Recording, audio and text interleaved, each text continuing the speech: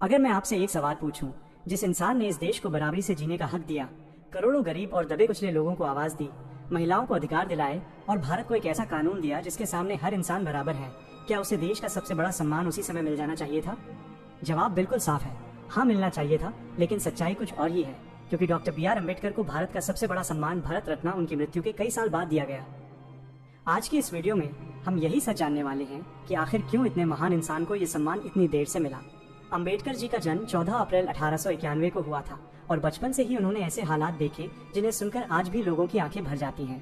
School में उन्हें class के अंदर बैठने नहीं दिया जाता था। पानी पीने के लिए उन्हें दूसरों का इंतजार करना पड़ता था।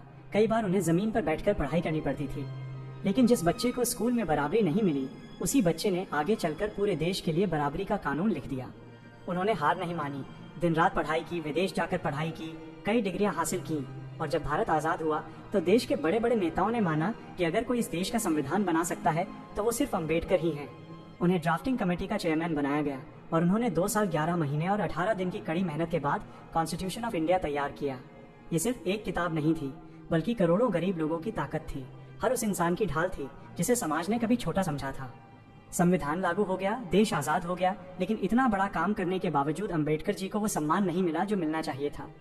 6 दिसंबर 1956 को उनका निधन हो गया और सोचने वाली बात यह है कि जिस इंसान ने भारत को दुनिया का सबसे बड़ा लिखित संविधान दिया, उसे अपने जीवन काल में भारत रत्न नहीं मिला। क्यों नहीं मिला? यही सवाल आज भी लोगों के मन में उठता है। कई लोग कहते हैं उस समय की राजनीति में अम्बेडकर जी को उतना सम्मान नहीं दिया गया जितना मिलना चाहिए था, क्योंकि अम्बेडकर जी हमेशा सच बोलते थे, गलत के खिलाफ खड़े रहते थे। उन्होंने दलितों और गरीबों के अधिकारों के लिए आवाज उठाई। उन्होंने कई बार बड़े नेताओं से भी असहमति जताई और शायद यही कारण था कि उन्हें तुरंत वो सम्मान नहीं दिया गया। लेकिन समय बीतता गया और जैसे जैसे लोग समझदार होते गए, उन्हें ये बात समझ में आने लगी कि अगर अम्बेडकर जी नहीं होते तो शायद आज इस देश में बराबरी की बात करना भी मुश्किल होता। अगर संविधान नहीं होता तो शायद गरीब लोगों को कोई हक नहीं मिलता। अगर अम्बेडकर जी नहीं होते तो शायद आज लाखों लोग पढ़ लिख कर आगे नहीं बढ़ पाते। और धीरे धीरे लोगों की आवाज उठने लगी कि इतने महान इंसान को भारत रत्न मिलना ही चाहिए। और आखिरकार वो दिन आया जब देश ने अपनी गलती सुधारी और 1990 में अम्बेडकर जी को भारत रत्न दिया गया। सोचो, जिस इंसान ने देश को संविधान दिया, उसे ये सम्मान मिलने में 30 साल से भी ज्यादा का समय लग गया। लेकिन जब उन्हें भारत रत्न दिया गया तो ये सिर्फ एक पुरस्कार नहीं था, बल्कि पूरे देश की तरफ से ये स्वीकार था कि हमने एक महान इंसान को देर से पहचाना।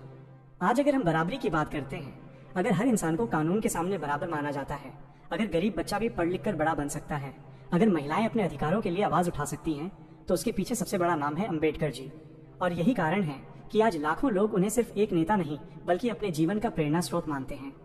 ये कहानी सिर्फ एक इंसान की नहीं है, बल्कि उस संघर्ष की कहानी है जिसमें एक छोटा बच्चा अपमान सहता है, लेकिन हार नहीं मानता और आगे चलकर पूरे देश की तकदीर बदल देता है। अगर आपको लगता है कि ऐसे महान इंसान के बारे में हर भारतीय को पता होना चाहिए, तो इस वीडियो को जरूर लाइक करें, चैनल को सब्सक्राइब करें और ऐसी ही सच्ची और प्रेरणादायक कहानियों के लिए हमारे साथ जुड़े रहें। वीडियो पूरा देखने के लिए दिल से धन्यवाद और जय भीम।